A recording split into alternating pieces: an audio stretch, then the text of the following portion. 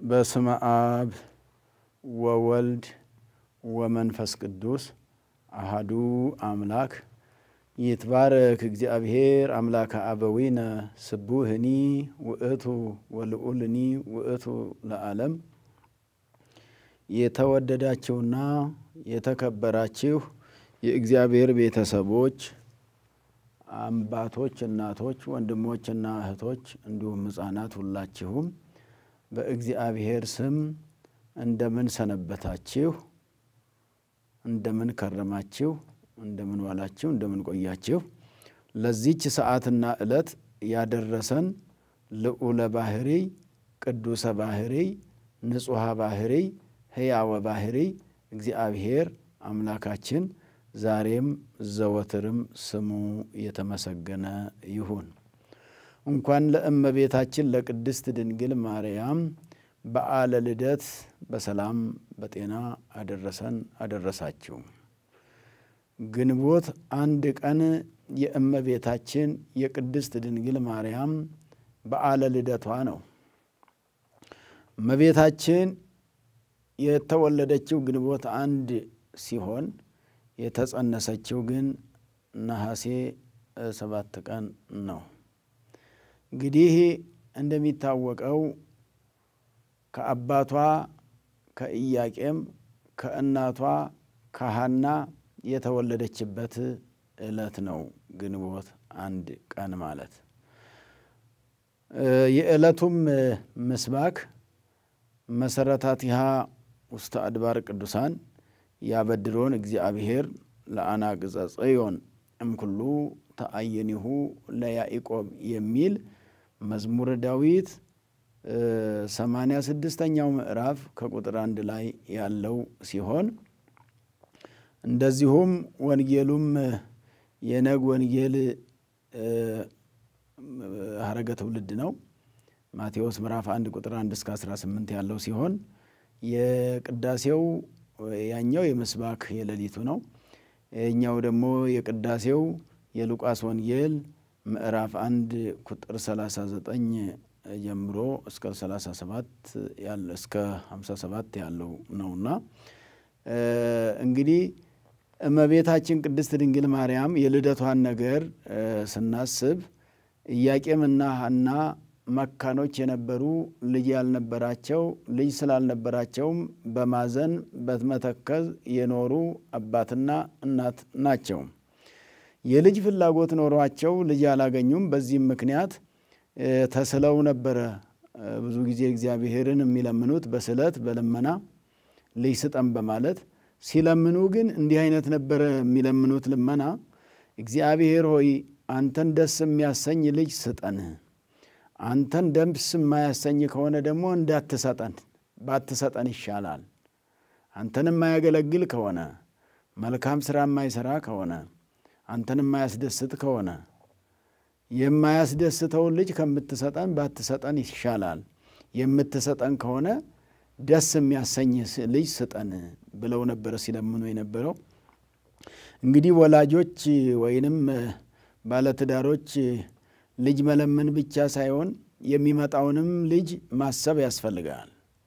የሚጠቅምና በይበልጥ እግዚአብሔርን የሚያስደስት ልጅ በሃይማኖቱ ጸንቶ የሚኖር እግዚአብሔርን የሚፈራ ሰውን የሚያከብር ልጅ መሆን እንዳለበት አስቀድሞ ማሰብና እግዚአብሔር የሚገባውን ነገር ነው ልትሰጠኝ የሚገባው ብሎ ማሰብ። ዝም ብሎ ልጅ ብቻ ቢሉ የልጅ አይነትም አለውና መቼም አስተዳደግም ቢሆን እንደገናም ደግሞ የሚሰጠውም ደግሞ ተሰጦም ስላለ ጸጋም ስላለ አንዳንዱ በፈሪሃ እግዚአብሔር የሚኖር በአክብሮተ ሰብ የሚኖር እግዚአብሔርን በመፍራት ሰውን በማክበር የሚኖር ነውና እግዚአብሔርን እየፈራ የሚኖር ልጅ ብለው ይለምኑ ነበረ። እግዚአብሔር ደግሞ የለመኑትን የማይነሳ የነገሩትን የማይረሳ አምላክ ነውና ለኢያቄምና ለሐና እንደ ልመናቸው ነው የልባቸው መሻት የፈጸመላቸው። እመቤታችንን ነው የሰጣቸው። እንግዲህ የእመቤታችን የተፈጥሮ ነገር ሲታሰብ አስቀድማ በህሊና ስሉስ ቅዱስ ታስባ ትኖር ነበረ። ቅድመ ዓለም ቅድመ ይተፈጠሩ መላእክት መላእክት ሁሉ ሳይፈጠሩ ዓለም ሳይፈጠር አዳምና ሔዋን ሳይፈጠሩ በህሊና አምላክ ታስባ ትኖር ነበር ተብሎ ይነገርላታል። ወዘእንበለ ይትፈጠር ዓለም ሐረየነ በክርስቶስ ቅዱስ ጳውሎስ ለኤፌሶን ክርስቲያኖች ሲነግራቸው ዓለም ሳይፈጠር ጀምሮ በክርስቶስ መረጠን ማለት ቅድመ ዓለም የነበረ ማንም ክርስቶስም በኋላ ነው ክርስቶስ ተብሎ የተሰየመውና እሱ ቀዳማዊ አምላክ ስለሆነ እሱ ከመቤታችን የሚነሳውን ስጋ መቤታችንን አስቀድሞ አስቧት ስለነበረ እግዚአብሔር በህሊና ስሉስ ቅዱስ ታስባ መኖሩ ነውና ማርያም ህሉት ውስተ ልበ አምላክ እምቅድመ ጊዜ ተፍሰይ ተሰ ተፈሳይኩ በፍልሰትኪ ይእዜ ገጸ ዚአኪ ሬኢማ ይእዜ ያለው ደራሲው ከዚህ አንፃር ነው። ማርያም ህሉት ማለት ውስተ ልበ አምላክ በአምላክ ልቡና የነበረች እምቅድመ ጊዜ ከጊዜያት ከዘመናት በፊት ታስባ ትኖር የነበረች ይላልና በህሊና አምላክ በስሉስ ቅዱስ ህሊና ታስባ የኖረች እመቤታችን ቅድስት ድንግል ማርያም ጊዜው ሲደርስ የተወለደችው ከሐና ነው። ከሐናም ስትወለድ መንፈስ ቅዱስ አቀባ እምከርሰ እማ ከናቷ ማይፀን ጀምሮ መንፈስ ቅዱስ ንጽሕት ክብርት ልዕልት አድርጎ እንድትፈጠር አደረገ ወይንም ፈጠራት። በጥንተ አብሶ የነበረው ያ ዘመን ዘመነ ኩነኔ ነበርና አላለቀም ወደ መጨረሻው ነበርና እመቤታችን ፍዳው የሌለባት ኩነኔው የሌለባት ጥንተ አብሶ የሌለባት ንጽሕት ሆና ጥንቱንም የተፈጠረች ምክንያቱም አዳምና ሔዋን የበደሉት በተፈጠሩ በሰባተኛው ዓመታቸው ነው።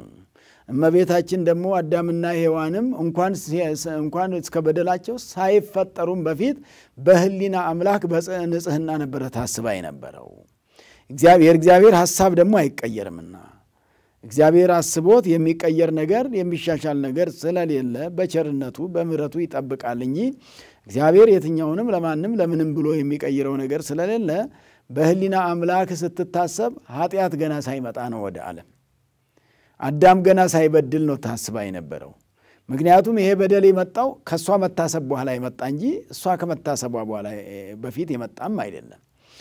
በስጋ አልተገለጠችም አልተወለደችም እንጂ በህሊና አምላክ ታስባ ቅድመ ኃጢአት ነው። አዳም ከመበደሉ በፊት ነው። አዳም የበለስን ፍሬ በልቶ ከገነት ሳይባረር ኃጢአተኛ ሳይባል ሞተ ስጋ ሞተ ነፍስ ሳይፈረድበት በፊት የነበረች ናት። በህሊና አምላክ ነው፣ በስጋ ማለት አይደለም። ስለዚህ ይህንን እንግዲህ የቤተ ክርስቲያን ነገረ ማርያም ስለመቤታችን የሚያምን ሰው የሚያምነው ነው። ስለመቤታችን የአምላክ እናትነት እግዚአብሔር እንዴት እንደመረጣት እንዳከበራት የሚያምን ሰው የሚሰማው ነው እንጂ የማያምን የሚሰማው አይደለም። በእምነት የሚሰሙት ነው፣ በእውቀትም አይደለም። እንደው መጽሐፍ ቅዱስ ብቻ ተከተልኩ በሚልም ሳይሆን እግዚአብሔር ድንቅ ነገር ያደረገው ከሰዋ ከሰዋ ስጋ ከነፍሷ ነፍስ ነስቶ ሰው የሆነው የተወለደው ምንኛ ቢመርጥ ነው፣ ምንኛ በዚህ መልክ መርጦ ቢለያት ነው። ቡሩክት አንቲ እማንስት ወቡሩክ ፍሬ ከርስኪ መርገመ ስጋ ቡሩክት መርገመ ስጋ መርገመ ነፍስ የሌለብሽ ብለው ነው መተርጉማን አባቶቻችን። ሌሎች ቡሩክት የሉም። መርገመ ስጋ መርገመ ነፍስ የሌለብሽ በረከተ ስጋ በረከተ ነፍስን እያማለርሽ የምታሰጪ ተብሎ የተነገረላት ወላዲተ አምላክ መልአኩ በዚህ መልክ ያመሰገናት፣ ኤልሳቤጥ ያመሰገነቻት፣ ቅዱስ ሉቃስ ወንጌሉን በዚህ መልክ የጻፈላት። ይህ መልአክ ዝም ብሎ ቡሩክት አይልምና መርገመ ስጋ የሌለብሽ ሲል ነውና አዳምና ሔዋን ላይ የነበረው የሌለብሽ ሲል ነውና አዳምና ሔዋን በኃጢአት ሲያዙ የአዳምና ሔዋን ልጆችም ተከታትለው በኃጢአት ሲያዙ እሷ በኃጢአት አልተያዘችምና ይህ መልአክ ሊቀ መላእክት ቅዱስ ገብርኤል ነው። ቅዱስ ገብርኤል ደግሞ እንዲያበስራት የተመረጠ የተወደደ መልአክ እግዚአብሔርም የመረጠው። ምክንያቱም መላእክቱ በተረበሹበት ጊዜ ንቁም በበህላዌነ እስከ ነርብኮ ለዘፈጠረን የፈጠረንን እስከምናገኘው ድረስ በያለንበት እንጽና ብሎ መላእክቱን ያጸናቸው ነው። ማጽናት ነው። በውከት ጊዜ የሚያጸና ብፁዕ ነው፣ ክቡር ነው፣ ክብርም ይሰጠዋል። መላእክቱን በማጽናቱ ነው እመቤታችንም ቡሩክት እንዲላት እንዲያመሰግናት እንዲያከብራት የተፈቀደላቸው መላእክት በዚህ ልክ የሚያመሰግኗት ቅድመ ዓለም ታስባ ትኖር የነበረው እመቤታችን ከኢያቄምና ከሐና የተወለደችው ግንቦት አንድ ቀን ነው። ሐና እሷን የወለደቻትና ስትወለድም በንጽህና ንጽሕት ሆና ነው የተወለደችው ነው። ለየት የሚያረጋት ይሄ ነው።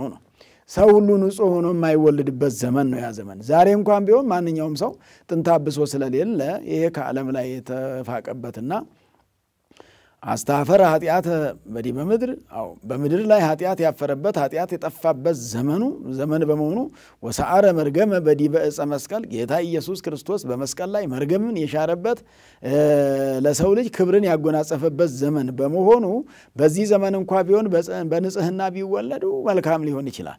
በዛ ጊዜ እመቤታችን ስትወለድ ገና ዘመነ ኩነኔ ስላላለቀ ጥንተ አብሶ ከዓለም ላይ ያልተፋቀበት ዘመን ስለነበረ እሷ ብቻ ናት በንጽህና የተወለደችው እንጂ ሌሎቹ በጥንተ አብሶ በኃጢአት በውርስ ኃጢአት ተይዘው ነበር የሚወለዱት ነው።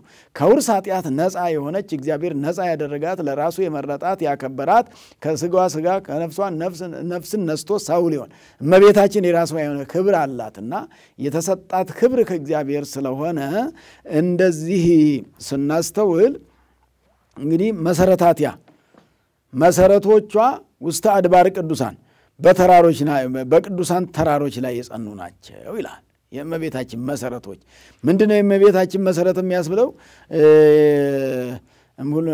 ያበድሮን እግዚአብሔር ለአናቅጸ ጽዮን እግዚአብሔር የጽዮን ማርያም ጽዮን ኢየሩሳሌም ናት። ጽዮን እመቤታችን ናት። ጽዮን ጸወነ ሕዙናን ናት። እመቤታችንም የሚማጸኑባት ያዘኑ የሚጽናኑባት የሚረጋጉባት የምታጽናና የምታረጋጋ ያልተረጋጋው ዓለም በሷ መገኘት አምላክ ከሷ ሲወለድ የዳነባት ናትና ምክንያት ድህን የድህነቱ ምክንያት የሆነች ናትና መሰረቶቿ የተባሉት ሁለት መሰረቶች አሏት እመቤታችን ቅድስት ድንግል ማርያም። እናስተውል ክርስቲያኖች፣ ሁለት መሰረቶች አሏት።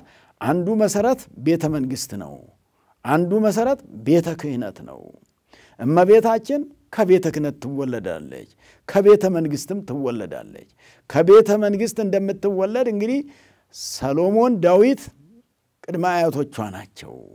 እንዳውም ቅዱስ ያሬድ ሲያመሰግን ኢያቄም ወለዳ ዳዊት ዘመዳ፣ ዳዊት ዘመዷ ነው፣ ኢያቄም ወለዳት። ምክንያቱም ከቤተ መንግስት የተወለደች ናት እመቤታችን በኢያቄም በአባቷ በኩል፣ በእናቷ በሐና በኩል ደግሞ ከቤተ ክህነት የተወለደች ናት።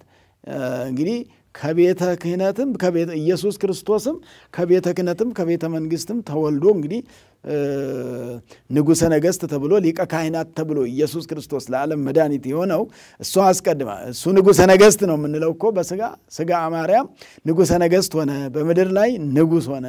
ንግስናውም ደግሞ በክብር ሰውን ለንግስ ሊያበቃ እንጂ በዚህ ምድር ላይ ሊከብርበት አልመጣም፣ ዋጋ ሊከፍል ነው የመጣውና ኢየሱስ ክርስቶስ በኢያቄም በኩል ንጉሠ ነገሥት ነው፣ በሐና በኩል ደግሞ ሊቀ ካህናት ነው።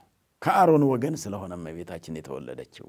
ስለዚህ ሁለት መሰረቶች የተባሉ በእነዚህ መሰረቶች ውስጥ አንቺ የጸናሽ ነሽ። መሰረቶችሽ በነቢያት ላይ ከቤተ ክህነትና ከቤተ መንግስትና ከቤተ መንግስት መወለድሽ በነቢያት የተነገረ ተራሮች ቅዱሳን ተራሮች የተባሉ ነቢያት ናቸውና ስለሷ ብዙ ትንቢት የተናገሩ ምሳሌ መሰሉ ሱባኤ ቆጠሩ እነርሱ ናቸውና እግዚአብሔር ለነሱ ብዙም ምሳሌ ነግሯቸዋል አሳይቷቸዋልና እነዚህ ደጉ አብርሃም አበብዙሃን የብዙዎች አባት የሚባለው እስመ ኮነ አብርሃም ስርወ ሃይማኖቶሙ ለአይሁድ እስመ ኮነ አብርሃም ስርወ ሃይማኖትና ወሃይማኖቶሙ ለአይሁድ ዮሐንስ አፈወርቅ አብርሃም የአይሁድ የሃይማኖታቸው ስርና የሃይማኖታችን ስር ለኛም ማለት ነው።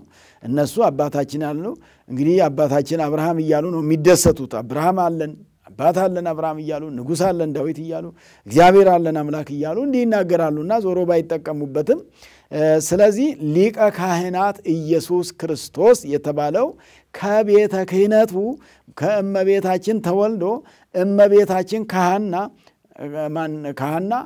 ደግሞ ከቤተ ክህነት በመወለዷ ንጉሠ ነገሥት ወሊቀ ካህናት የሚባል ወልደ ማርያም ኢየሱስ ክርስቶስ ከእመቤታችን የተወለደው እሷ ከቤተ ክህነትና ከቤተ መንግስትና ከቤተ ክህነት በመወለዷ ነው። እሱ ነው ሁለት ተራሮች ማለት ወይንም መሰረቶቿ የተባሉትና ሰው መሰረት አለው መነሻ አለው መድረሻ አለውና እመቤታችን በዚህ መልክ ከሰው ወገን የተወለደች ናት። ከሰው ወገን ተወልዳ ግን ከሰው በላይ የሆነች ናት። ከሰው በላይ ያደረጋት ደግሞ እግዚአብሔር ነው። ለዚህ ነው ስናመሰግን በቤተ ክርስቲያናችን በነገረ ማርያም መትሕተ ፈጣሪ መልዕልተ ፍጡራን ትባላለች እመቤታችን። መትሕት ማለት ከፈጣሪ በታች ለፈጣሪ የሚቀርብ ከሷ ሌላ የለም ነው። መልዕልተ ፍጡራን ማለት ደግሞ ከፍጡራን ሁሉ በላይ ናት። እንኳንስ ከሌላው ይእቲ ተአቢም ኪሩቤል ወትፈደፍድ ምስራፌል። ይእቲ ተአቢም ኪሩቤል ማለት ከኪሩቤል ትበልጣለች። ኪሩቤል አሁን ከሁሉም ይበልጡ ናቸው። መላእክት ናቸው፣ ረቂቃኝ ናቸው። አይኖቻቸውም ብዙ ነው የሚለው። ወሱራፌል ለስድስቱ ክነፊሆሙ፣ ሱራፌል ደግሞ ክንፎቻቸው ብዙ ነው የሚለው። እነዚህ ባለ ክንፎች፣ ክንፈ ብዙዎች፣ አይነ ብዙዎች ከነዚህ ሁሉ የምትበልጥ ናት ነው። ከሰው እንኳ ብትበልጥ ብዙ ላይ ደንቅ ይችል ይሆናል። ሰው ከሰው ያው የተሰጠው እንደየጸጋው ሊበልጥ ስለሚችል፣ ከመላእክ የሚበልጥ ግን ከመቤታችን በስተቀር ሌላ የለም። ከመላእክቱም ወትፈደፍድም ሱራፌል በንጽህና በቅድስና መላእክት ንጹሐን ቢባሉ የበደሉበትም ዘመን ስለነበረ ከመላእክት ወገን የበደለው ቅሩበ እግዚአብሔር አዜ መንጦላይት ቅሩበ እግዚአብሔር የሚባለው ሳጥናኤል እርሱ እንደበደለ ሌሎችም ተከትለው እንደበደሉ ወደ እንጦርጦስ እንደወረዱ ይታወቃል። ለመላእክት እንኳን አልተቻላቸውም ተብሎ እንደተነገረ ከኃጢአት መቆጠብ አልተቻላቸውም የተባለው በእነዚህ ምክንያት አንድ ወገን በድሏል ማለት ነው። ከመቶኛው ነገድ አንዱ ነገድ እንደበደለ መጻሕፍት ስለሚያስረዱ ምንጩ ስለሚያሳይ ነው። በእመቤታችን ዘንድ ግን አይታሰብም ነው። ስለዚህ አይደለም ከነዚህ ከርኩሳን መናፍስት ሳይሆን ከቅዱሳን መላእክትም የምትበልጥ እንደሆነች እመቤታችን ቅድስት ድንግል ማርያም በሰፊው ተነግሮላታል ማለት ነው። ስለዚህ ዛሬ ልደቷ ነው። እንኳን ለልደቷ አደረሰን ስንባባል የሷ መወለድ ለአምላክ መወለድ መንገድ እየሰጠ ያለ ነው። ከርሷ ተወልዶ ነው እርሱ ዓለምን ያዳነው ነው። መርጧት አክብሯት ክብር ሰጥቷት በንጽህና አኑሯት። እንግዲህ ጌታ ኢየሱስ ክርስቶስን የወለደችን እሷ ናትና እንግዲህ እሷ በተወለደችበት ዕለት ብዙ በረከት ተትረፍርፈዋል ነው። በረከት በስቷል። ድንጋዮች ዳቦ ሆነዋል። ዛፎች አፍርተዋል። የዛፎቹ ፍሬ ተበልቷል። ዛሬም በየቦታው ሰው እንግዲህ አርዶ አወራርዶ ይበላል ይጠጣል። እንደዚሁም ደግሞ ንፍሮ ይበላል። ሌላም እንግዲህ ምግብ ተብሎ የሚታሰቡትን ሁሉ እመቤታችን የተወለደች ዕለት በረከት በስቶ ነበርና የዛለቱ በረከት ዛሬም ይብዛልን በማለት የዛለቱ በረከት ዛሬም ከዓለማችን ከቤታችን አይለይም በማለት ከምድራችን አይለይም በማለት እመቤታችን የበረከት እናት ናትና አፈ በረከት በረከቷ ይሞላ በረከቷ የተትረፈረፈ ናትና እመቤታችን ቅድስት ድንግል ማርያምን የባረካት ያከበራት ከፍ ከፍ ያደረጋት እግዚአብሔር ነውና እግዚአብሔር ከፍ ከፍ ስላደረጋት ሰውም ከፍ ከፍ ያደርጋታል ያከብራታል ትከበራለች ማለት ነው። መቼም የእግዚአብሔር ሰው ሆኖ መንፈሳዊ ሰው ሆኖ ጠዋት ተነስቶ አምላክን የወለድሽ ብሎ ሰላም ለኪ ብሎ ጸሎተ ማርያም ተአብዮ ነፍሴ ለእግዚአብሔር ብሎ የማይጸልይ አይኖርም። ስሟን የማይጠራ አይኖርም። እንግዲህ ቡሩከ ይኩን ዘይባርከኪ ርጉመ ይኩን ዘይረግመኪ ነገራ ተክሌ ይርሳልብኪ ተብሎ በሰዓታቱ ላይ አባ ጊዮርጊስ ያመሰግን እመቤታችንን የሚጻረሩ እመቤታችንን የሚጋፉ እንዲሁ አምላክ መውለዷ ይሄ እንግዲህ ያስቀናቸው ምን ይሁን አይታወቅም። እንዲሁ በተለያዩ ዘመናት መቼስ እንዲህ አይነቶች ነገሮች ይከሰታሉና እንዲህ ሲል አባ ጊዮርጊስ አንቺን የሚረግም አለ። በእውነት እንደው ይሄ እንዲህ አይነቱ አንደበት የማያስፈልግ አንደበት ነው። አንቺን የሚረግም ቢኖር የራሱ የተረገመ ይሁን አለ። ቡሩከ ይኩን ዘይባርከኪ አንቺን የሚያመሰግንሽ ሰው ግን የተመሰገነ ይሁን። እንዲህ አይነቱን ነገራ ተክሌ ይርሳልብኪ እነዚህን ሁለት ነገሮችን የሚራገሙትንና የሚመርቁትን ይርሳልብኪ ልብሽ አይርሳ አለ እመቤታችን። ነገራ ተክሌ ሁለቱን ነገሮች ማለት የሚመርቁሽንም እንዳትረሻቸው የሚረግሙሽንም ቢሆን ደግሞ እንድትለምኝላቸው እንድትጸልይላቸው አትርሻቸው ብሎ አባ ጊዮርጊስ እንደዛ ለሚራገሙትም ዞሮ ዞሮ አልመለስ ብለው እስከ መጨረሻው ጸንተው አንፈልግም ካላሉ በስተቀር ምናልባት የሚራገሙ ክፉ የሚናገሩ በእመቤታችን ላይ የማይገባው የሚናገር ሰውም ቢሆን ያልተገባ ከሆነ የተነገረው ነገር የማይገባ ከሆነ ወደ ማስተዋልና ወደ መጎነት ተመልሶ ማንኛውም ሰው እግዚአብሔር የሚመለስ ሰው ነው የሚፈልገውና እግዚአብሔር እንዲህ ነው የሚነገርለት ዘይትፈቅድ ለኃጥ ሞቶ አላ ከመይነስ ኃጢአተኛ ይሞት ዘንድ ይጠፋ ዘንድ ኃጢአት እንደሰራ በዛው እንዲጠፋ የማትፈቅድ አምላክ ይላል። አላ ከመይነስ ንስሐ ይገባ ዘንድ ነው እንጂ ይጸጸት ዘንድ ነው እንጂ የምትፈልገው በዛው እንዲጠፋ አትፈልግም። እግዚአብሔር ኃጢአተኛ ከነ ኃጢአቱ እንዲጠፋ አይፈልግም። እኛ እንደምንለው አይደለም። እኛ ሰው ሁሉ ይጥፋ እንደምንለው አይደለም። እግዚአብሔር እንደሱ አይደለም የሚለው። እግዚአብሔር የሚለው ኃጢአተኛ ከናጢአቱ ይጥፋ ሳይሆን ኃጢአቱ ተራክፎለት ኃጢአተኛ ወደ እግዚአብሔር ተመልሶ ጻድቅ እንዲሆን ንስሐ ስትሬስዮ ለዛ አበሰ ከመዘኢ አበሰ እዚህ በመጽሐፈ መነኮሳት ንስሐ የበደለውን መጸጸት የበደለውን እንዳልበደለ ያደርገዋል ይላል። ኃጢአተኛውን እንደ ጻድቅ ያደርገዋል ይላል። በመሴሰኝነት የሚኖር ዘማዊውን ደግሞ እንደ ድንግል ያደርጋል ይላል። ታደርጋለች ይላል። ንስሐ ለንጽህና የምታበቃ ናት፣ ከብዙ ነገር ውስጥ የምታወጣ ናትና ምስጢረ ንስሐ ተብሎ በቤተ ክርስቲያናችን ከሰባቱ ምስጢራት አንዱ ትልቁ ምስጢረ ንስሐ ነውና ስለዚህ የእመቤታችንም ነገር ያልተገለጠላቸው ያልተረዱ ካሉ እንዲረዱና እንዲያስተውሉ ነው የሚደረገውና እመቤታችን ቅድስት ድንግል ማርያም ክብሯ ብዙ ነው። ከእግዚአብሔር የተገኘ ክብር፣ እግዚአብሔር የሰጣት ክብር እኛም እንሰጣት የለም፣ እኛም እንቀንስባትም የለም፣ ምንጨምርላትም የለም። ሰው የሚጨምርላትና መላእክቱም ሊቀንሱባት ሊጨምሩላት አይችሉም። እግዚአብሔር መጀመሪያ አብዝቶ ስለሰጣት የሚቀነስባት ነገር የለም እመቤታችን ቅድስት ድንግል ማርያም ማለት ነው። ስለዚህ ዛሬ ያበድሮን እግዚአብሔር ለአናቅጸ ጽዮን እግዚአብሔር የጽዮን ህዋሳትን ለተዋህዶ ከህዋሳቷ ከስጋዋ ስጋን ከነፍሷ ነፍስን ነስቶ ሰው ለመሆን ጽዮን ማርያምን ይመርጣታል፣ ሰውነቶቿን ይመርጣል ማለት ነው። የተመረጠች ናት እመቤታችን። ህዋሳቶቿ የተመረጡ ናቸው ቅዱሳት ስለሆኑ በቅድስና በንጽህና እግዚአብሔር ይፈጠራቸው ስለሆኑ እምኩሉ ተአይንሁ ለያዕቆብ ከያዕቆብ ከተሞች ከያዕቆብ ድንኳኖች ሁሉ እንግዲህ ያቺኛዋ ጽዮን ሀገሪቱ የተመረጠች ናት። እመቤታችን ጽዮን ደግሞ የተመረጠች ናት። ከሌሎች ሰዎች ከተመረጡት የተመረጠች ካልተመረጡት አይደለም። እንደው ካልተመረጡት መመረጥ ወገኖቼ ብዙ አያስደንቅም እኮ። ካልተመረጡት ሰዎች ተመርጦ ምርጥ መሆን እነዛ ስላልተመረጡ ስለሆነ ግዴታ የነሱ አለመመረጥ ሌላውን ሰው ከነሱ ለየት ያለውን ምርጥ ዕቃ ያደርገዋል። ንዋየ ሩየ ረሰይክዎ ለጳውሎስ ከመ ይጹር ስሜ በውስተ አሕዛብ ግብረ ሐዋርያት ምዕራፍ 9 ላይ ጌታ ኢየሱስ ክርስቶስ ቅዱስ ጳውሎስ ስሜን በአሕዛብ ዘንድ ይዞ ይመሰክር ዘንድ ስሜን ይሸከም ዘንድ ስለ ስሜ ይመሰክር ዘንድ ንዋየ ሩየ ረሰይክዎ ምርጥ ዕቃ አደረጉት ይላል። ምርጥ ዕቃ አደረጉት ይላል። ስለዚህ እግዚአብሔር ከተመረጡት እመቤታችን የተመረጠችው ከተመረጡት ነው፣ ካልተመረጡት አይደለም። ካልተመረጡት ሌላውም ሰው ሊመረጥ ይችላል። ካልተመረጡት ሌላውም ሰው ሊመረጥ ይችላል። እመቤታችን ግን ከተመረጡት የተመረጠች ናት፣ ከተለዩት የተለየች ናት፣ ከከበሩት የከበረች ናትና ምናከብራት ተሳስተን ሳይሆን እግዚአብሔር ስላከበራትና ሃይማኖታችንም ትውፊታችንም ያለው አክብሮት ይሄ ስለሆነ ነው። ምክንያቱም እመቤታችንን እንግዲህ 2000 ዓመት ሙሉ ሲያከብሯት የኖሩ ሰዎች እያከበሯት ክብር እያገኙ ያለፉት ምን ተጎዱባት? እሷን በማክበራቸው የተጎዱ የሉም። ምክንያቱም እግዚአብሔር አጣርቶ ነው የሚቀበለው። እግዚአብሔር የሚሳሳት አምላክ አይደለም፣ ሰዎች የሚያሳስቱትም አይደለም፣ በሰው ቃልም በሰው ሐሳብም የሚሳሳት አይደለም እግዚአብሔርና ስለዚህ አምላካችን መድኃኒታችን ኢየሱስ ክርስቶስ ከእርሷ ነው የተወለደው። ስለዚህ ዛሬ እሷ የተወለደችበት ዕለት በመሆኑ ብዙ በረከት የተትረፈረፈበት በረከት የበዛበት ድውያኖች ሕመምተኞች የተፈወሱበት ዓይነ ስውሮች የበሩበት ጎባጦች የቀኑበት ለምጻሞች የነጹበት ዕለት ነው እመቤታችን። እንደውም በጽንሰቷ ጊዜም እናቷ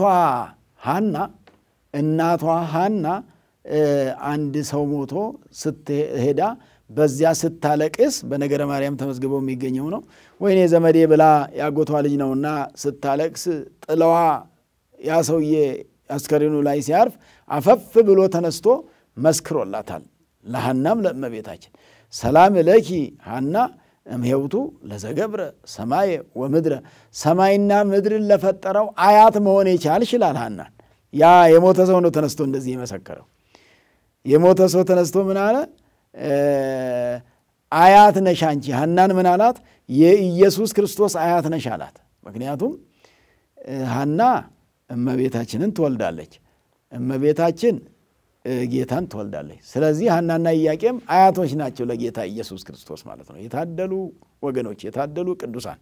ቅዱስ ኢያቄም ቅዱስ ነው፣ ቅድስት ኢያቄም ቅድስት ሐና፣ ቅዱስ ኢያቄምና ቅድስት ሐና እነዚህ ቅዱሳን ቅዱሳን ተራሮች የተባሉ እነርሱ ናቸው ከፍ ከፍ ያሉ እግዚአብሔር ያከበራቸው ለእመቤታችን አባትነትና እናትነት መመረጣቸው ምንኛ ልዩ እግዚአብሔር ምክንያት አለው ያቆያቸው ለዚህ ኖሯል ወደ ትዳራቸው እንደገቡ ልጅ አይደለም የሰጣቸው አቆይቷቸዋል እግዚአብሔር ትግስት ጠይቋቸዋል እግዚአብሔር እንዲታገሱ አድርጓቸዋል ሐና እንደው ምርር ብላም ቤተ እግዚአብሔር እየሄደች ስትሳለም ከቤተ እግዚአብሔር እጅ ነስታ ስትመለስ ወፎቹ ሌሎቹም እነዚህ ርግቦቹ ሌሎችም ደግሞ እንደ ቆቅ ያሉ በበረሃም የሚኖሩ በጫካም የሚኖሩ ሁሉ ከልጆቻቸው ከገላግልቶቻቸው ጋር ሲጫወቱ አይታ ጌታ እግዚአብሔር ሆይ ሐናን ብቻ በዚህ መልክ አድርቀ የፈጠርካት ድንጋይ ናት ወይስ ምን ናት ምን ነው ጨንከንክባት እያለች አምርና ታለቅስ ነበረ ታነባ ነበረ እንግዲህ ቅድም እንዳልኳችሁ ሁሉ እግዚአብሔር የለመኑትን የሚነሳ አምላክ የለመኑትን የማይነሳ የነገሩትን የማይረሳ አምላክ በመሆኑ የለመኑትን ሰጥቷቸዋልና እመቤታችን ቅድስት ድንግል ማርያም ስትወለድ በረከት እንደበዛ ዛሬም በረከቱ የማይለይ ነው እሷንም የሚማጸን ውዳሴ ማርያም የሚደግም የሚጸልይ የእመቤታችን ውዳሴዋ ከሰኞ እስከ እሑድ ድረስ 64 ነው በእድሜዋ ልክ የተደረሰ ነው በእድሜዋ ልክ 64 መጨረሻው ደግሞ ሲከፈል አንዱ ሲያልቅ ሰዓሊ ለነ ቅድስት ነው የሚለው ሰዓሊ ለነ ቅድስት ማለት ደግሞ ለምኝልን ማለት ነው ለምኝልን አማልጅን ነው ሁሉ ጊዜ እኮ ለምኝልን ነው ምንላት እየተነሳ ግን ለምኝልን ምንላት መጀመሪያ የለመነችው ልመና በጎልጎታ ስፍራ እግዚአብሔር አምላክ ተቀብሎ ስምሽን የጠራ መታሰቢያሽን ያደረገ እምርልሻለሁ ብሎ ቃል ኪዳን ስለገባላት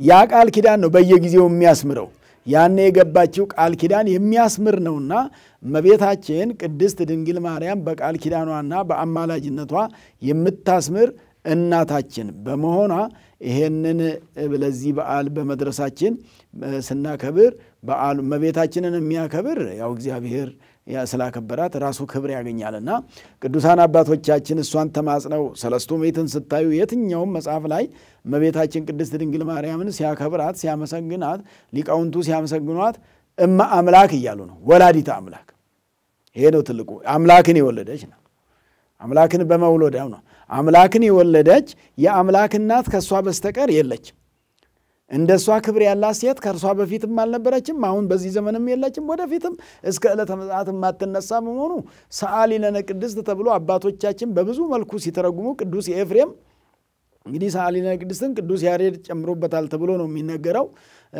ከግብፃውያኑ ከሶሪያውያኑ ከሀገራቸው ከመጻፋቸው ቢፈልጉ አይገኝም ከቃላቸው ቢጠይቁ አይገኝም ተብሎ መተርጉማን ተርጉመውታል የሐዋላ ሊቃውንት ግን ቅዱስ ያሬድ ለዜማ መክፈያም ተጠቅሞበታል እንደዚሁም ደግሞ የሐዋላ ሊቃውንትም ሰዓሊ ለነ ቅድስት ብለው በመለመናቸው በአንድ ቀን ተነስተው 64 ጊዜ ሰዓሊ ለነ ቅድስት ሲሉ በእድሜዋ ልክ ነው በእድሜዋ ልክ ሰዓሊ ለነ ቅድስት ወይ ለምኝልን ብለን ስንለምን ያ የቀደመ ልመናዋ የሚያስምር ስለሆነ እንግዲህ በዚህ መልክ የዕለቱን በዓል ስናከብር ስለ እመቤታችን በነገረ ማርያም የተነገረውን በመጽሐፍ ቅዱስ ሉቃስ የጻፈውን በተገነዘብን በሉቃስ ወንጌል ምዕራፍ 39 ምዕራፍ 1 ቁጥር 39 ላይ ማርያም ተነስታ በተራራማው አገር በኩል ሄደች ወደ ኤልሳቤጥም ቤት ገባች ተሳለመቻት ተብሎ የተነገረ ኤልሳቤጥ ገብታለች እነ ዘካርያስ ቤት ገብታለች እመቤታችን ቅድስት ድንግል ማርያም በዚያ ዘመን ወደ ነበሩ ሰዎች ወደ ቤታቸው እየገባች